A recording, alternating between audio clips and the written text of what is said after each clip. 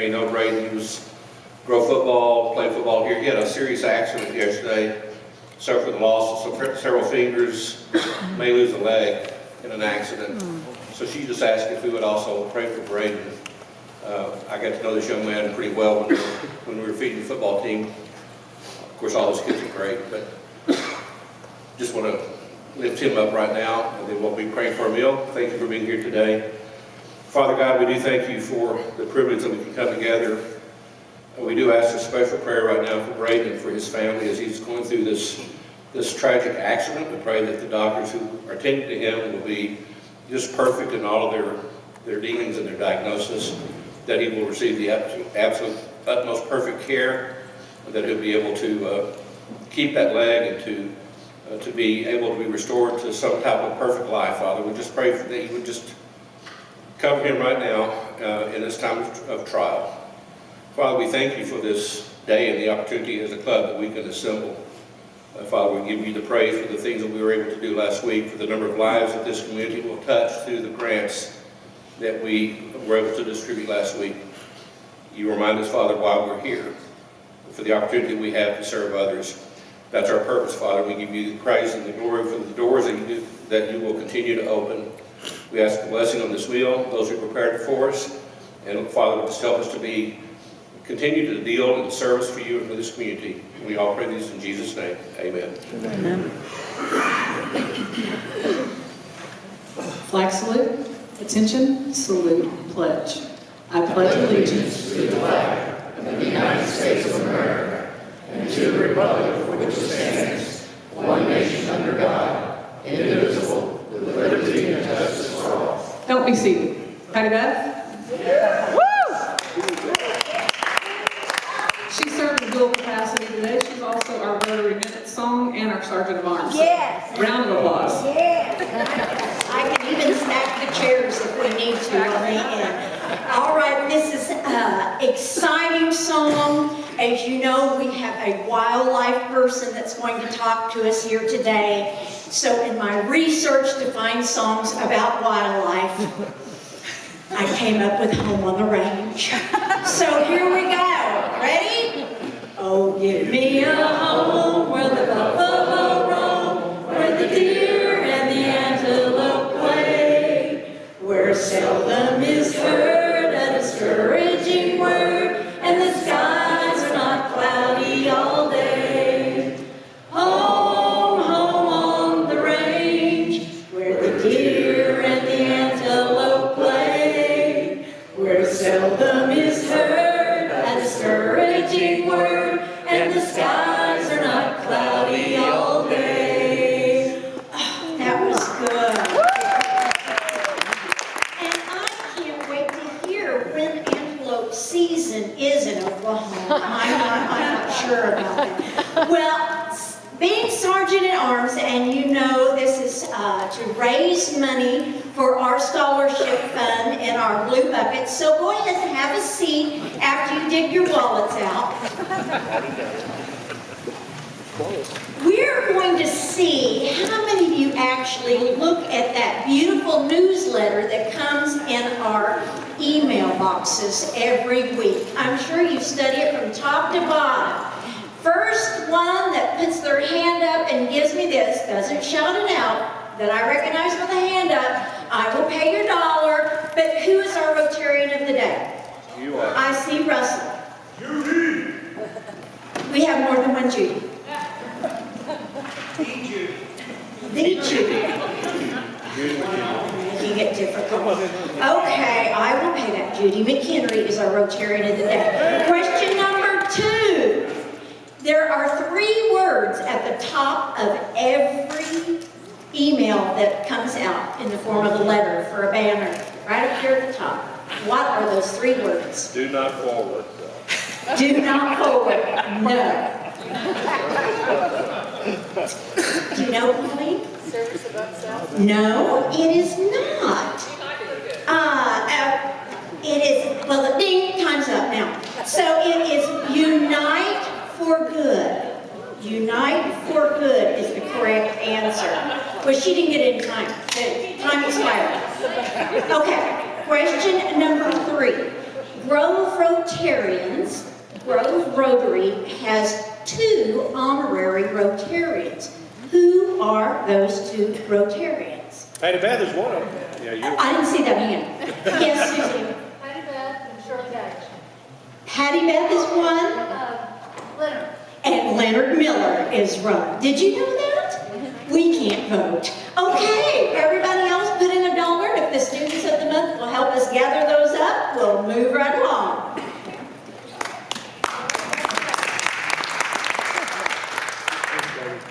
And as she just mentioned, our Rotarian of the day is Judy McHenry. Judy McHenry, are you going to? I speak enough throughout the year. Okay, she's going to pass on her minute. Let's give Judy Mack a great round of applause for all the stuff she does for Rotary. And her 16 years of service. 16 years of service to us. So our students of the month are Walker West and Aiden Arnold. They're gathering the blue buckets as we speak. Our caterer today is The Drift. The pot roast is amazing. Thank you, Austin and The Drift and all of the helpers over there.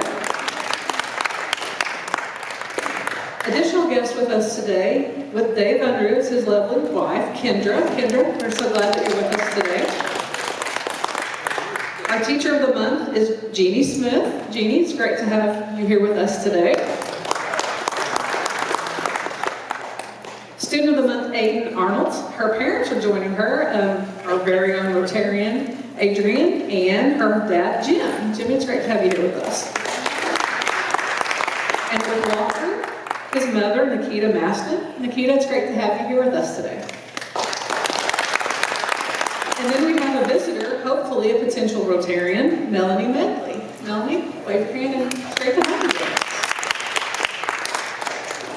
Okay, students, would you like to come up and speak to the Rotarians, please? Hi, my name is Eden Arnold. I am the daughter of Jim and Adrian Arnold. I've been involved in many clubs throughout my high school career. That involves math club, Spanish club, character count, student council, and Interact.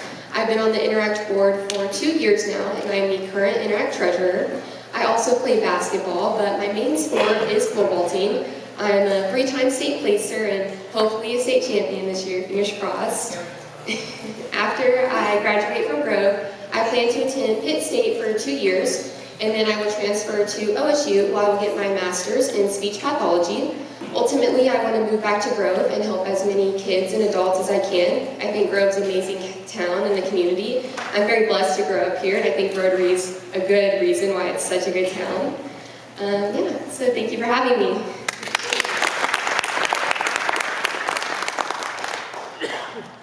Hi, my name is Walker West. I'm the son of Josh and Elizabeth West and Zach and Nikita Maston. And next year I plan on attending NEO on a baseball scholarship. But I'm currently undecided on my major, so if you guys know how I can make a lot of money, please let me know.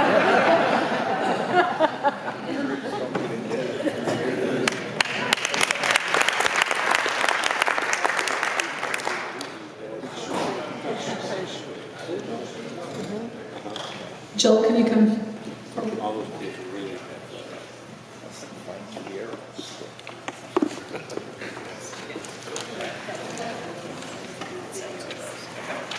All right, so today you've got a bunch of orange slips on your paper. It's the ballots for 2026-2027 for both the club and the foundation. So I'm going to officially open up a foundation meeting so that we can vote on these. If you will fill out the ballot on your table, and then we'll come around and pick them up. And then we'll announce either at the end of the meeting or next week, we'll announce their results. Go ahead and vote on each of these. We need each of these positions filled. But it is a joint meeting between the club and the foundation. So, yes, Charlie? Just a quick question, like there's 3 trustees. Do you have 3 open trustee positions? Yes, we have 3 open positions. So, yeah, so each of these options represent an open position. So if you will vote on, we need a yes or a no on every single person on the ballot.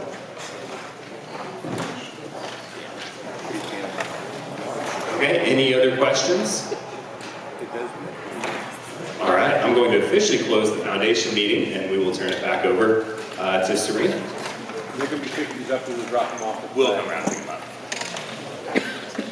Thank you, Joel.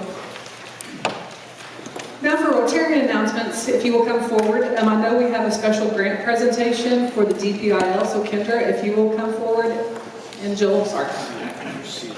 And then other Rotarian announcements, if you'll please make your way to the stage. All right, I'm back. Well, I am representing Dolly Parton Imagination Library as the chair of the foundation board. And with me is Kendra Unruh, wife of David Unruh. And her sorority, Sigma Beta Phi, thank you, has donated $200 to our Imagination Library. We are so very thankful, so we wanted to bring her here and just tell her thank you. So would you like to say anything?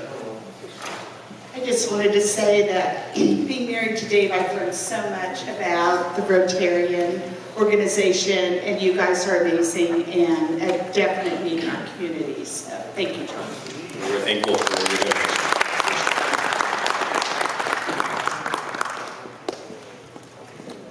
Where's Tom Riggs?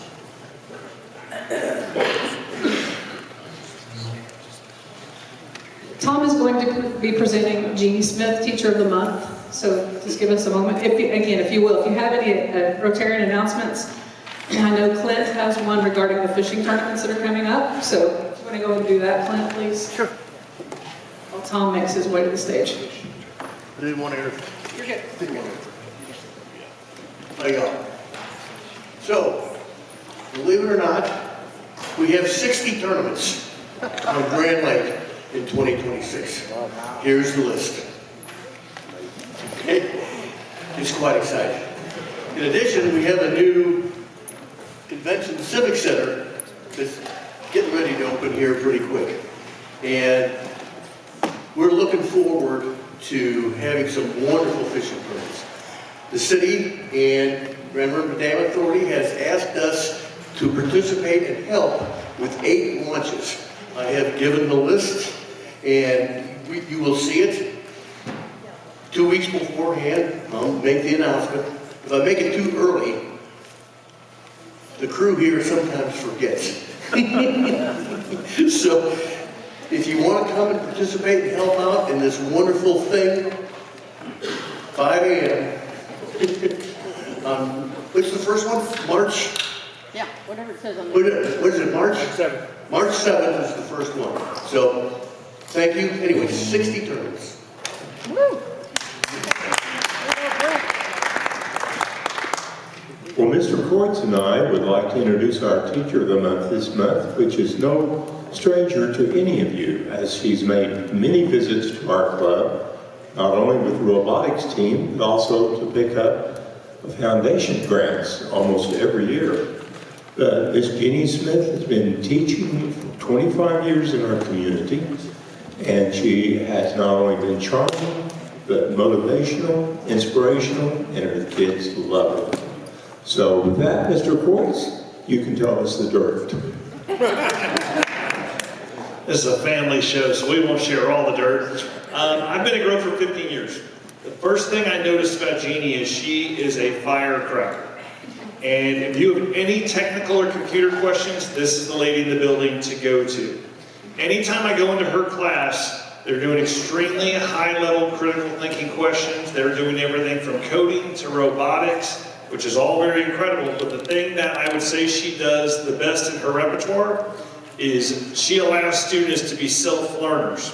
She will teach the lesson, and then she'll turn it over to them and watch them make mistakes. She'll watch them apply the knowledge that she just gave them. One of the coolest things is that anytime we go to a robotics competition, they're so fun to go to, is watching former robotics students come up and greet her. Because now those kids are lifelong learners, and they're going to the robotics competitions to deliver the knowledge that they have as alumni back to our students. So this is our firecracker of computer knowledge, Mrs. Jeannie Smith.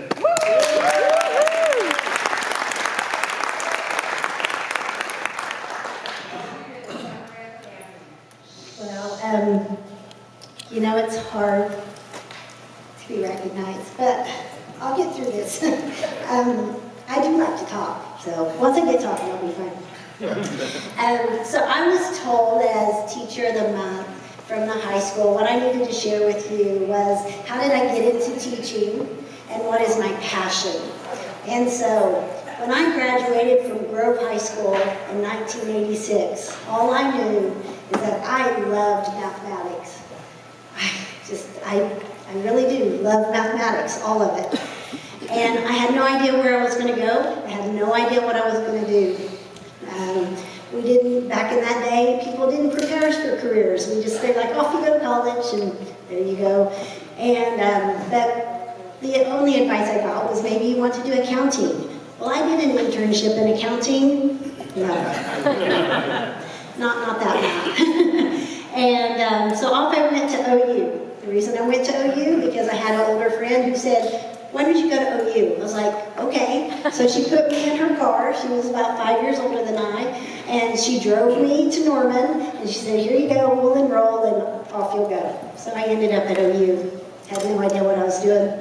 But I loved math, so I'm going to major in math. Well, I took a computer science course. And that instructor at the end of the course said, you're really good at this. And I'm like, oh, okay, I'll do that. And so I walked through the door to learn computer science. And then I was reading in the college catalog, because you know it was all printed and we didn't have anything else to do. And I heard about a internship program. And I walked across campus, and the man in that office, his last name was Steen. I'm like, I know somebody with the last name of Steen. Do you know anybody from Grove? He's like, yes, I do. And he said, how about you go work in California for 3M? Would you like to do that? I was like, my mom is upset that I'm in Norman. I can't go to California. He said, well, how about Texas? I was like, I can probably make Texas work. And he said, IBM has an internship. So I went to work at IBM and just absolutely loved it. Did technical support and finished up my degree down in Texas because I just decided I'd move down there and finish up at the University of Texas in Arlington. But one thing I knew for sure, I did not want to be a teacher. Didn't want to be a teacher. I'd come back every summer. I'd go sit with Mr. Lomax and see what was going on. And it's like, nope, don't want to be a teacher, but I love mathematics, and I had learned about computer science. So I worked for IBM, and then that transitioned into, I worked for Burlington Northern Railroad, and from that I actually got to go through a merger when they merged with the Santa Fe, and so I worked in IT, and I was in charge of training all the people who moved from Minnesota down to Fort Worth, and it was a great experience. But then I decided to have some kids, and my parents were getting older, my great-grandfather lived a long, long time, and I was like, I need to move back home. I need to move to Grove, but I'm not going to teach. No.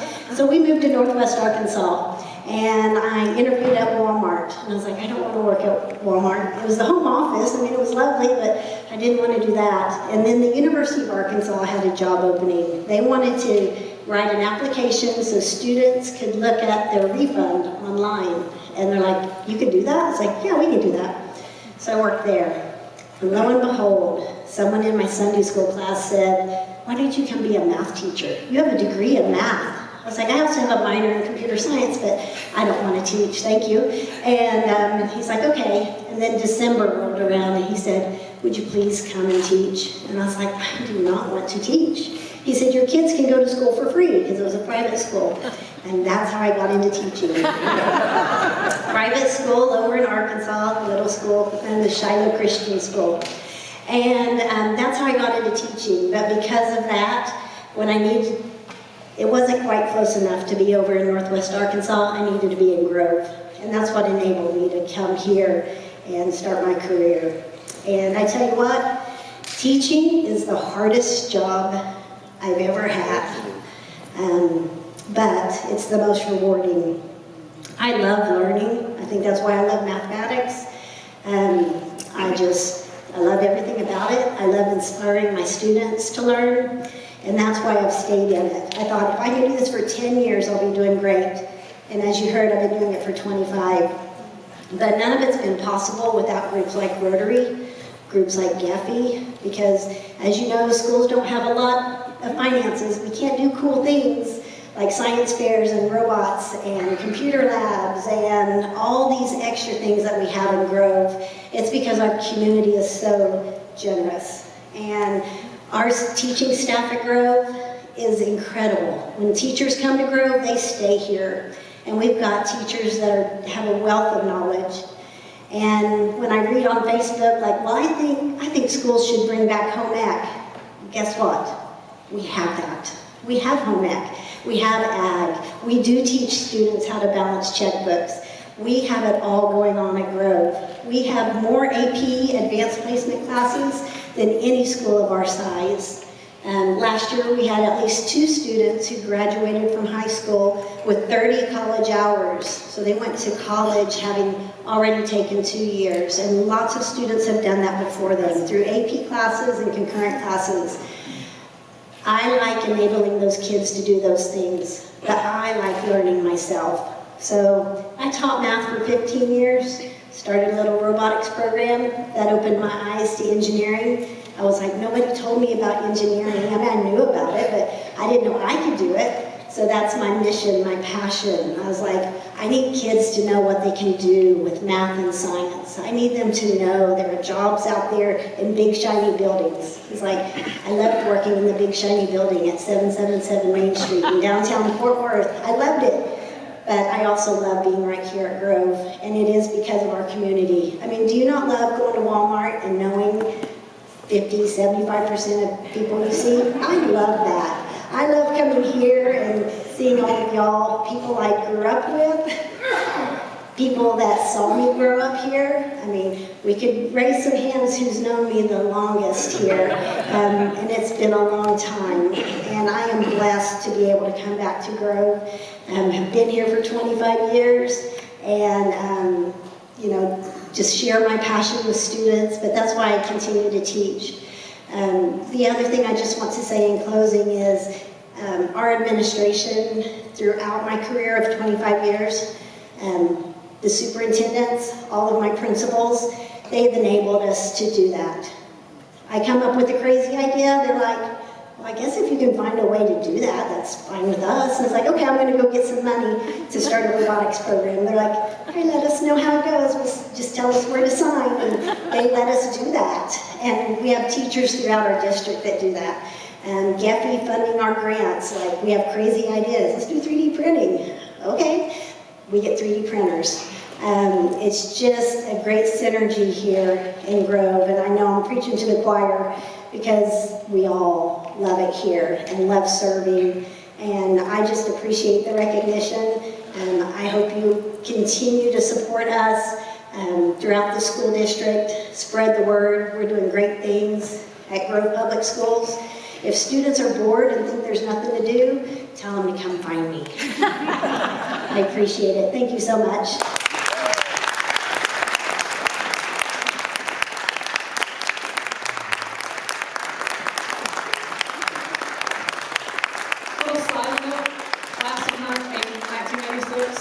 She was also first chair clarinet, and it not even reachable. You could not reach to score against this girl, so very blessed to have her at Grove Public Schools. I asked Britt Malone if he would introduce our speaker of the day today, and he went, Nate Hull. I think I can do that. So Nate, I would love to introduce you. And now for our speaker of the day, Nate Hull with the Oklahoma Department of Wildlife.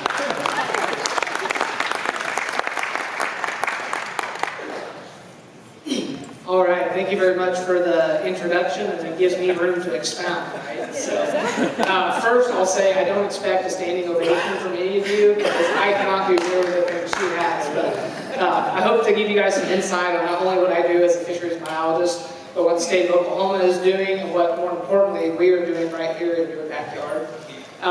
To Walker, one of our students of the month, I'm not going to tell you that I make a ton of money, so maybe don't follow my footsteps as all you care about is money.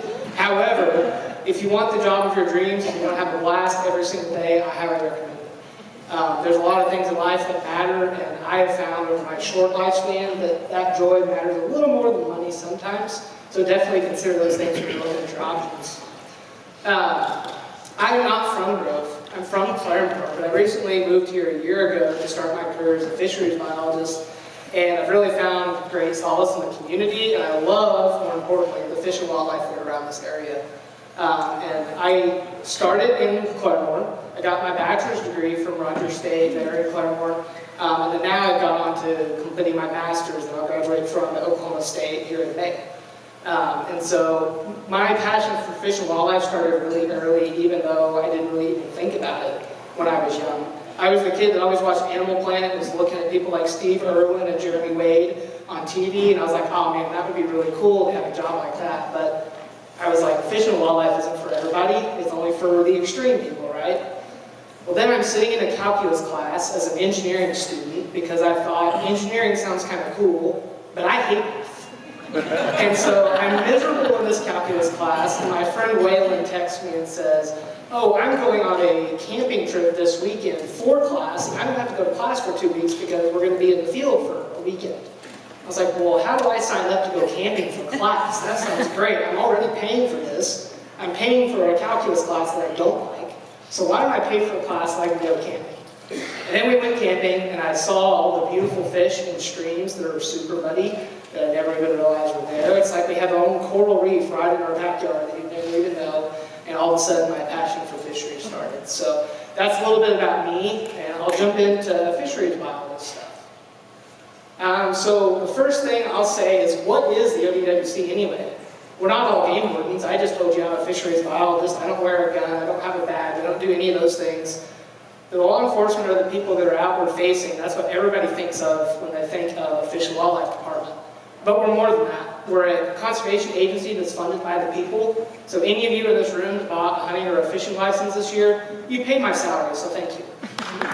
We don't get any tax appropriations. We're here to work for you, the fishing license holders, the people who live in these communities.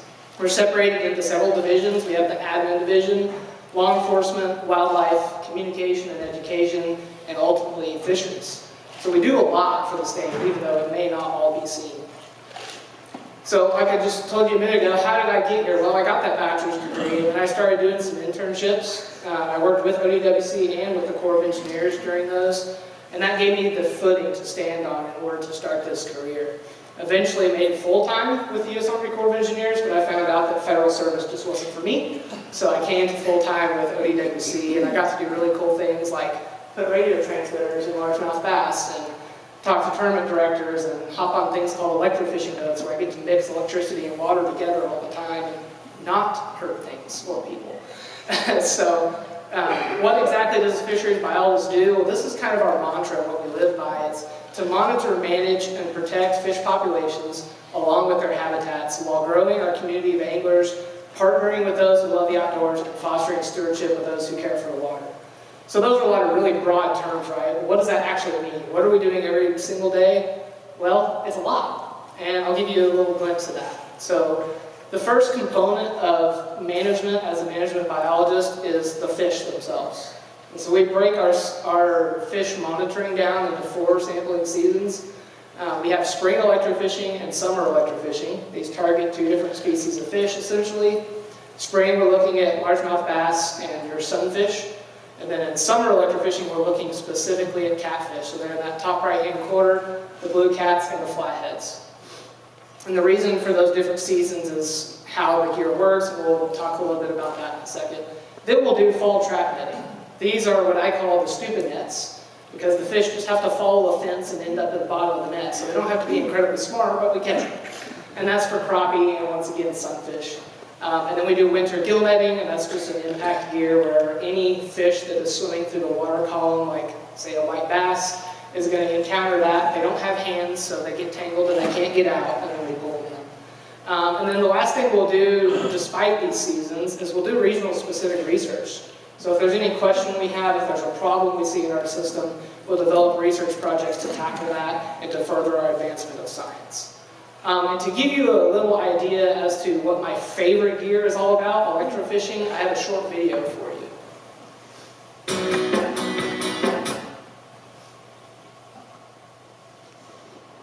The upper 50% of the reservoir, and that's how we choose our sites. We'll sample a minimum of 18 sites on a lake the size of Hudson. One of the interesting things about this type of sampling is because we're using electrofishing, we're using a low frequency pulse. And so what that does is it spreads out and travels through the water a long way. So we'll have these blue catfish, channel cats, as well as flatheads. They'll come up anywhere within a 100-yard radius of the boat. And so it'd be difficult for one boat to come out and actually collect all those fish. So what we utilize when we're sampling our catfish is we'll utilize 2 additional chase boats. That's where we start calling it the catfish rodeo, because these boats are running around all over the place trying to gather up these fish that are on the surface of the water, while the shocking boat is actually staying fairly stationary. We have 2 additional boats going around trying to catch these fish.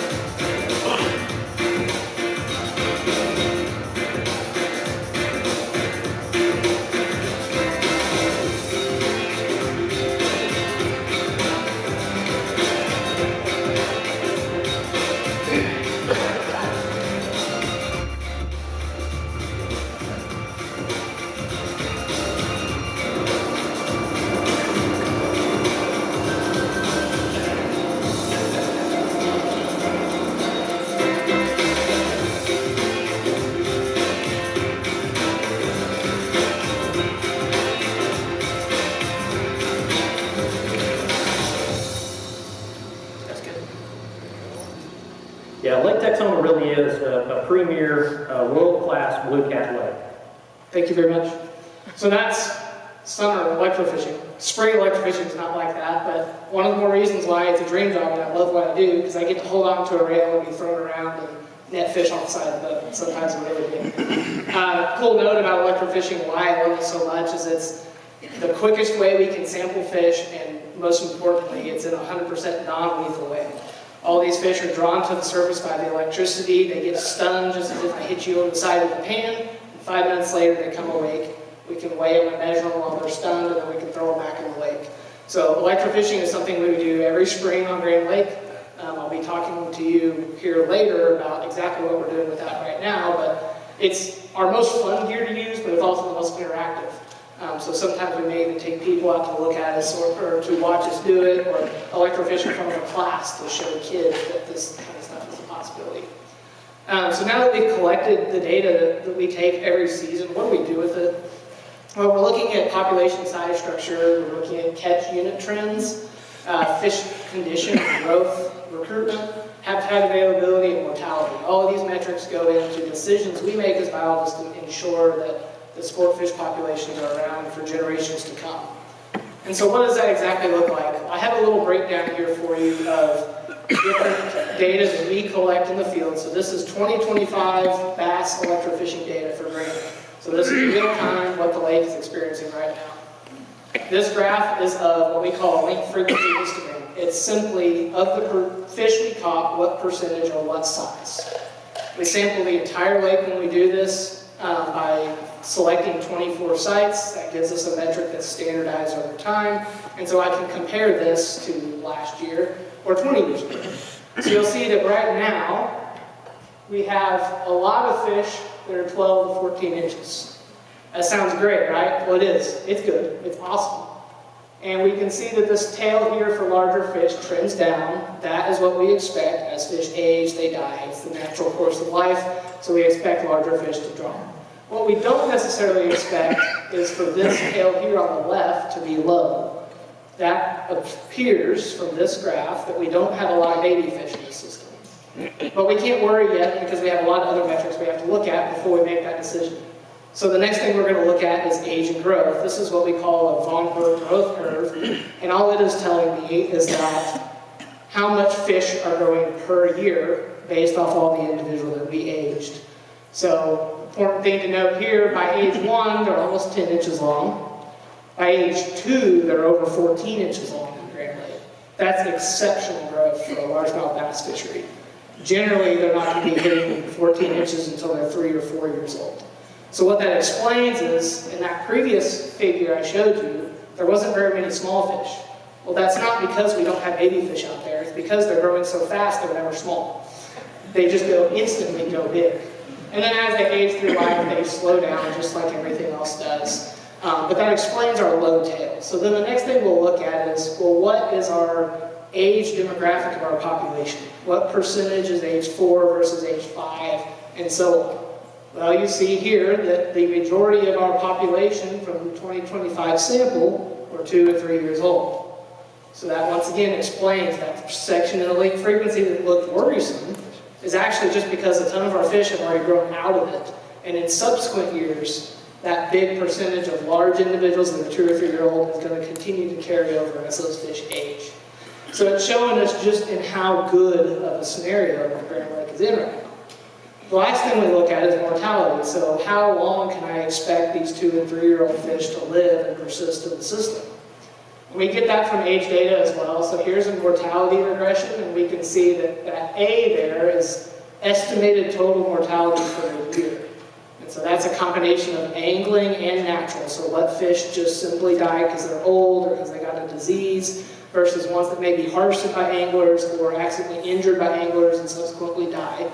That's about 36%. Now that sounds really high, but if there's 6 million fish that are age 2 and 30% die that year, the next year it's going to be 30% every year until they're 10 years old. So it is a declining trend, but we can use that to look at the abundances we already have and know whether or not Grand Lake is in trouble or not. And the answer is it's not. It's one of the best bass fisheries in the state. When I actually started here, I was used to bass fisheries that we would catch about 100 fish per hour. And that was incredible. And those 100 fish per hour were very skinny and very small. Here on Grand Lake, we have nearly 170 fish per hour. Our average is actually 150. And their relative weights are always well over 100, which means they're the fattest they can be. So the Grand Lake bass fishing is truly incredible, and those 60 tournaments should have a good year this year. So another component of management we just talked about monitoring is going to be the people. How do the people interact with the system? And we're doing this with creel surveys. We might collect this information, different methods. We'll either stop you at a boat ramp when you pull your boat out, ask you some questions, may send you an email or a phone call, or we'll actually get on the water and intercept you while you're fishing and see what exactly you're catching, what's your experience with the lake. And we'll ask other questions too, like are there enough boat ramps? Are the bathrooms of the boat ramps adequate? What's the reason you came to the lake today? All that information we collect have in-house, but it's also things that we can share with the city of Grove and with others to know how we can continually get people back year after year. And then the third tier of management is habitat. I don't know if you guys are aware, but Oklahoma has 87 lakes, and how many of those lakes are actually natural? Any guesses? 0? That's close, but it's higher than 0. 2. There are 2 natural lakes in Oklahoma. They are oxbows of rivers, and they're very small. They're less than 60 surface acres. So all of our lakes in the state are man-made reservoirs that age. The wood and rock that is in that lake breaks down over time as they get older. Siltation comes in and covers things up. And fish need homes. So habitat augmentation is very important, and it's honestly probably the biggest leg on our 3 tiers of management is habitat. So we do a ton of work with habitat. It provides spawning cover and cover for foraging species, as well as just a hidey hole for that bass to ambush or spinnerbait. But they also help control erosion. So one of the biggest threats that all of our reservoirs have is erosion. And things like that reef ball here in the bottom right-hand corner, or I guess it's, right-hand corner for you guys. Those reef balls are something that will help with erosion as well as get places to hide. So our 3-man team here in Northeast Oklahoma does all 3 of those factors, plus many more, like investigate fish kills. We do have a statewide team that looks at that, but anytime there's a fish kill, we look to see if the cause is natural or if it's man-made. We use a lot of different tools to gather that. We also monitor the water quality in the summers. This is to avoid fish kills, to maybe see when water quality is declining so that we can get something put in place to enhance that before it occurs. And it also keeps the dams in check. I just said that most of our reservoirs in the state are controlled by a dam. Well, all of those dams have a license to where they have to meet certain water quality standards.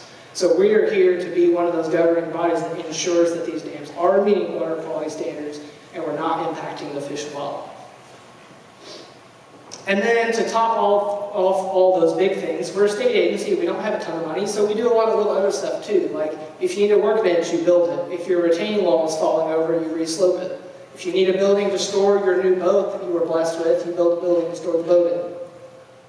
Or you do your own boat maintenance. We don't make a habit of going to shops just because shops are expensive. So we're also boat mechanics and trailer mechanics, and we fix gill nuts, and we might build our own telemetry array when we're tracking fish around, or jack of all trades. We might do social media campaigns. We come to groups like you guys and talk to you about what we do and why it's important. We go to professional conferences and share our science, but more importantly, learn other science from other states around the United States. And we have bi-state cooperatives, just like there on the right. That's a meeting with ODWC and Texas Parks and Wildlife. Who knew that Texas Parks and Wildlife and Oklahoma would actually work together? Not very many.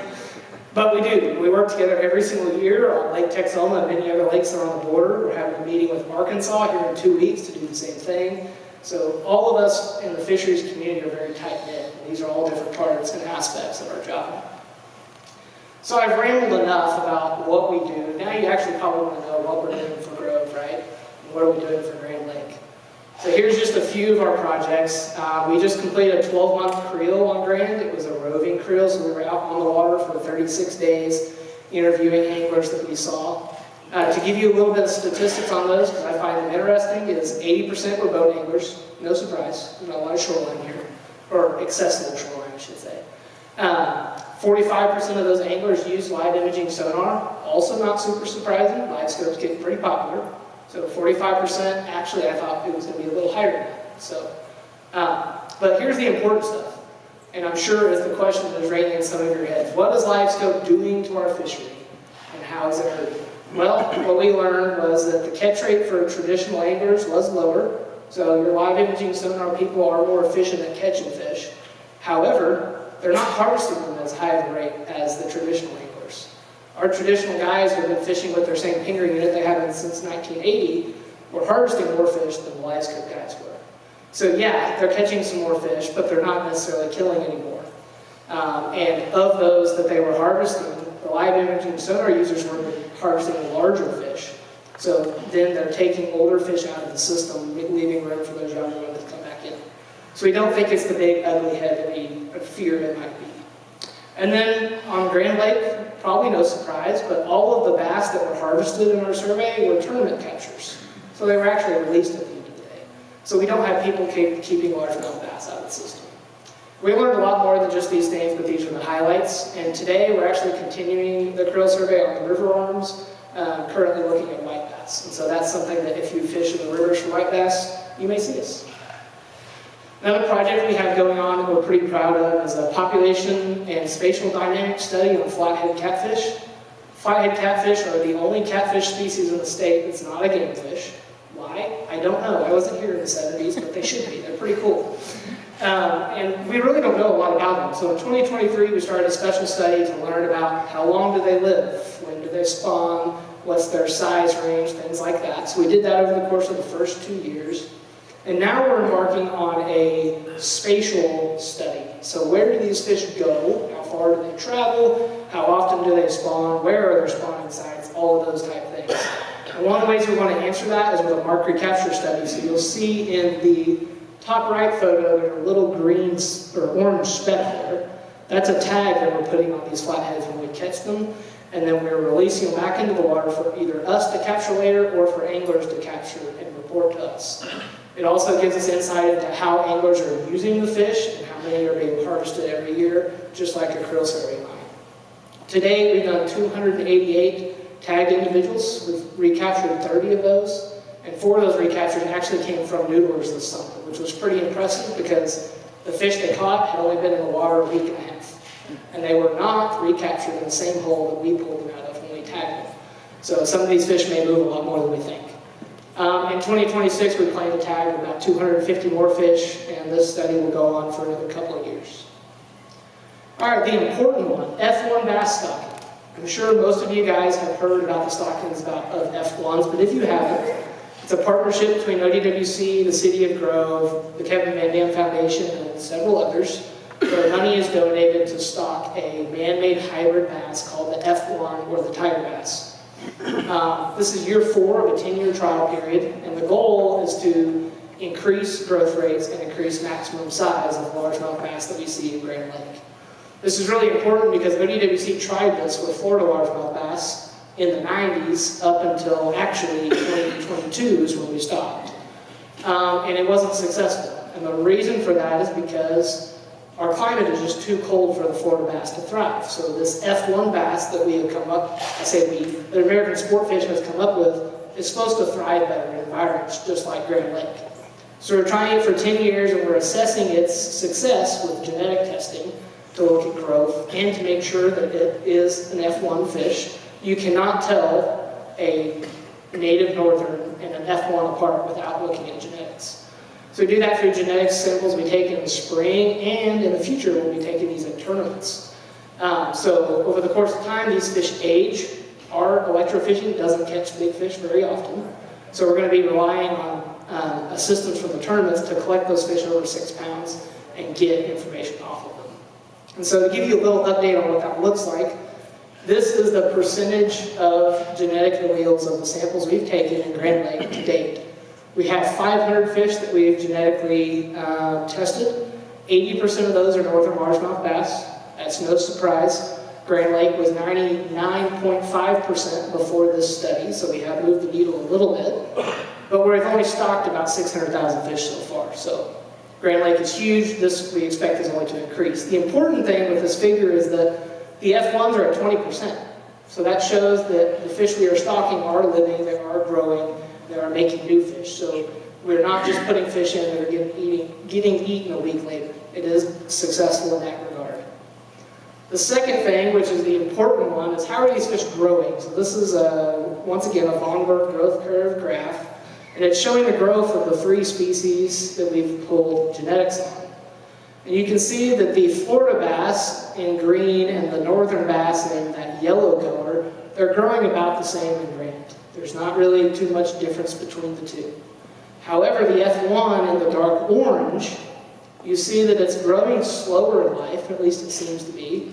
They also seem to not be quite as heavy in their first 3 years of life, but they're projected to grow much longer and much faster farther into their life. And so this is where we believe that the F1s are truly going to excel in the system, because by the time they're 5 or 6 years old, they're going to be 4 or 5 inches longer than their native counterparts. With length also usually comes weight, and bingo, now we get 10 pounders. The rule of thumb in fisheries is it takes 10 years to make a 10-pounder, but maybe with F1s that could be 6 years or 5 years. We don't exactly know yet. I will say that these fish are not old enough yet, so this is a little too early to tell. This is a statistical projection, so if you hate how the weatherman also gets it wrong, don't hate me yet, because this is just a projection and I may not be right. And then to couple with that, we have an undergrad student working on dorsal spine ages for largemouth bass, and the reason this is important is because the way we age largemouth bass right now is a lethal method. We don't want to kill all the F1s that we catch. We want them in the lake growing. So this student is working on building a calibration method with otoliths so that I can show up to a tournament, I can clip that spine that's circled in red off, and the fish can go back in the water and live its normal life. And I still get the age and growth information that I need. And then lastly, like I said, we're working on habitat and how essential it is. We're going to be doing reef balls and king jacks. And the reason this is important for this meeting is we're probably going to need your help. There's only 3 of us. It's myself, my regional supervisor, and my technician, Kendall. And we have 80 king jacks to set, and about 10 reef balls, and 40 shell-beagle cubes. That's a lot of stuff for just a few people. So one of the things we would love to do is work with the Rotary and even the City of Grove to use that convention center to bring in volunteers to build these structures, put them on our boat, and then go drop them in the lake. It'll get us have the ability to make it where we can get more structure in the water to help that habitat quicker in Grand. Grand's a big lake. If I drop 5 trees in a year, it's not really doing anything, right? Well, if I can do a couple hundred structures in a year, that's helping out a lot more. And then the last thing I want to mention on that is the state does have a habitat partnership. This is mainly for smaller water bodies, but the program is to improve fishing by providing habitat enhancement and providing that opportunity for local authorities to invest. So the city of Grove, if you had a 2-acre lake, you may not be able to afford a $10,000 habitat project. But if you can give us $5,000, we can match the other $5,000, and now you have a $10,000 habitat project going on. So we have that on our website that's open for applications, and I'll leave it up here for a second to show you what applies to that. But this gives the ability for the city of Grove, the city of Bixby, or whatever, to have great fishing habitat for their anglers that are local, which will also grow the fishing base and eventually get out to other lakes around the state. And with that, I've talked way too much, so I'll give you an opportunity to talk, and I'll take some questions. Yes. Why did we shut down the spoonbill survey stuff in the survey center? The research center? Yeah. If I'm being 100% honest, it was just because of money. The Paddlefish Research Center was originally made to curb the black market sale of paddlefish caviar. That's where they were being exploited. We met that mission. It went from like $500 an ounce to like $18 an ounce throughout the period that the PRC was open. And what a lot of people don't know is we had to pay a company to come in and process that caviar. And we got to a point where we weren't having enough fish donated to where we were paying the company more money to process it than we were getting out of it on the back end. And so that's why they could discontinue that program. We still do paddlefish research every year. We did them for 3 weeks this year. We're still researching them, just not with that facility. Yeah. I have 2 questions. One is, do you know why the paddlefish jump out of the water? So I know as a kid, I don't think they did, or they didn't jump that off. Unfortunately, no one knows. So nothing, yeah. There's been 3 research projects that have looked into why they jump, and they have not found an answer. The only thing we can think of is they're chasing plankton to the surface, and they just don't know how to slow down because they're big and bulky, and so I'll pick it up. My second question is, are you doing anything to educate anglers on, I know that there are a lot of bald eagles that we lose because they eat fish that still have a sinker or lead sinker attached. I wonder if you're doing anything at all to educate anglers about options other than lead. We are not, unfortunately. That is something that we would love to do, and it's something that our C&E department would be perfectly aimed towards, but we're not working on that currently, but it is an issue. We've talked with Sutton Avian Research Center before about building some demographics for that, but unfortunately it just never came to fruition. How are we doing with invasive species like silver carp and bighead? And those, are they in control? Is it continuing to be a problem? Or yeah. As best we can tell, they are in a, what's the word I want to use? They're not increasing, but they're not decreasing. We haven't seen a spawn of them in many years, but our team is having a really hard time catching them. And what that's telling us is they're way lower in abundance than we thought, which is a good thing. The way our rivers in the Grand Lake system fluctuate so much, they very, very seldom have adequate river conditions to spawn, which is excellent, because their eggs need to float downstream about 50 miles in order to hatch. We don't ever have a floating condition that's that long. So what that's allowed for is, yes, there's still big head carp in the lake that have lots of eggs, but they haven't been able to spawn. And so right now they're kind of in a holding pattern. We actually think that if we can be more efficient about catching them, we could remove them entirely. But it's something that our A&S team is working on and trying to figure out. And zebra mussels. Zebra mussels are probably here to stay, unfortunately. I don't know of anybody who's found a way to get rid of those. What they typically do is they do just like a crappie population, they boom and bust. So 1 year you'll see millions of them everywhere and they're huge, and then 2 years later you're picking up shells off of the gravel by your dock because they all died and they went downhill. Now the most important question everybody in this room wants to know. What does the crappie season look like this year, and can you predict when the spawn might be? I would say the spawn is going to be somewhere between the 1st of April and the end of May. That's about all I know. Yeah. The crappie are doing good though. They're in what I would categorize the population as a rebuilding stage. We actually just finished up our lake reports for that this year, and they will be on the website soon. But essentially what we're seeing right now for crappie is there's not very many big fish, but there's a lot of little ones. We have a lot between the 7 and 9 inch range. And that is largely due to the fact that we think we missed a couple of spawns a few years ago. So we have a gap where those medium-sized fish should be. And so now that we have all of these up-and-comers, as long as we can keep spawns going, it's going to continue to cascade. So if you crappie fish a lot, you probably remember the last few years, you were catching 14-inch fish all the time. That's a product of that. There was just too many big ones, so now they're going off in a slump and then coming back up. Crappie do that all the time. It's about every 3 years. A biologist friend of mine has a saying, and I won't show you the whole saying, but he says if you hold up 3 fingers and you remove 2 of them, meaning you have 2 spawns that failed, then you get the bad finger and you know that you're going to be in trouble for a couple years. Yeah. So this is a very general question, but for the whole lake, have you guys ever estimated how many fish in total, which include all of your game fish, all of your shad, all of your catfish, how many fish are there in Grand Lake? We have not, and I don't know that we ever could, to be honest with you, because the lake is just too big. So to give you an idea, my master's work was involving largemouth bass on a reservoir that was about 20 acres in size, which is, I'm not going to do the math. Maybe our math teacher can tell me what percentage is 20 acres of 47,000. Anyway, it's a big number, right? And so it took me 2 years to estimate the number of largemouth bass in that small of a water body. So it would be almost impossible to do that here. And then a second real specific question. So sometimes when you catch fish that are below 25 feet, when they come up, I think their swim bladder expands and it doesn't. And a lot of times that's it's fatal for the fish. Is there a way to treat the fish to specifically allow them to go back down and let them go? Yeah, that's a perfect question, especially because right now is the time when we're going to catch some of those deep fish, or in the summer. So this is perfect timing. There's 2 ways to do that. There's one method is called fizzing. It's not the method that we recommend because it's a little more difficult and it can result in the fish dying.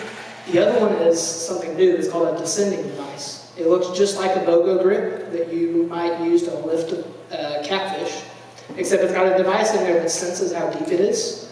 And so what you would do on that fish is if you caught it in, say, 30 feet, you'd adjust the dial to 30 feet. You'd clamp that on, you would tie your fishing rod to it, and then you throw it over the side. And it drops down until it gets to 30 feet, and then it lets go of the fish. And what that does is it shrinks their swim bladder back down to its normal size, and they can swim easier. The fizzing method is literally inserting a needle into their swim bladder and letting the air out. That, as you can guess from the needle insertion, is where it gets risky. And so if we advocate for fizzing, we usually like to have like a workshop so we can teach you how to do it and have fake fish on hand to do it. But the descending device is the safest and easiest way. You said that fish grow faster in Grand Lake than other places. Why is that? I think it's because of the enormous amount of forage in Grand. Grand has a seemingly never-ending supply of plankton and shad and sunfish. And so those fish, from the time that they come out of the egg, they have all the plankton they can eat. And then they grow up and now they can start eating fish, and they also have all of the forage fish they can eat. If we ever had a scenario where our threadfin shad tanked for some reason, then we would likely start to see slower growth rates and smaller bite size. But Grand Lake is just an amazing producer of forage, and that's one of the things that makes it so great. Last question. Yeah. About a month ago, I was at a conference, and there was a part of it where PhD students were doing presentations on their, on their dissertations. One of them was really interesting. It was about Texoma and about the stripers, how they no longer grow to the size that they used to. And they're trying to figure that out. What do you know about that? So I used to work on Lake Texoma. Before I came here, I started as a technician in Durant, and we worked on Texoma. One of the theories of that is just the fact that the stripers on Texoma do too good of a job of spawning. So if you're not familiar with the striped bass, they are a andromous species, so they go between the ocean and the rivers. So Lake Texoma is one of only 5 lakes in the nation that has a spawning striper population, because the rivers are conducive to them being able to spawn. And so what has happened essentially over time is back in the 80s when the striper population was just building up, There was tons of food and not enough mouths to feed, so they could eat however much they wanted, they could grow longer. Now there's more of them, there's a compression of food. Plus we have hot summers where they're barely surviving because they're a cold water fish. So in the summer on Lake Texoma, they constantly go between the no oxygen cold zone and the hot oxygen zone, so they have this stress, which compresses their growth. And then they want to spawn every year, so then they waste energy spawning every year. So I know that's a convoluted answer, but that's what we think is happening. Yeah. Will that happen to our F1s? Hopefully not. I don't believe so. Because the F1s, their only limitation is going to be forage and growing days. So as long as they already have enough heating degree days, global warming is going to make that better, right? It's going to be warmer so they can grow longer. As long as we keep having the forage like we have always had at Grand Lake, there should be nothing that keeps them from excelling. Thank you, Nate. Nate will stay a little bit after if you have a couple questions. He'd be happy to answer those for you. I'm sorry. Short time. So let's please give Nate a big round.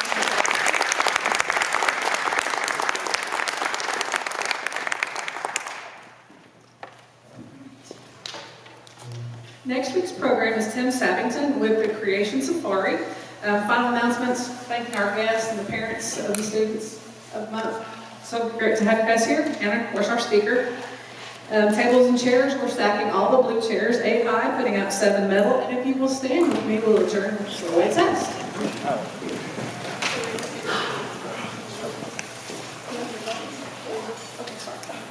Now we're standing for the results. How about that?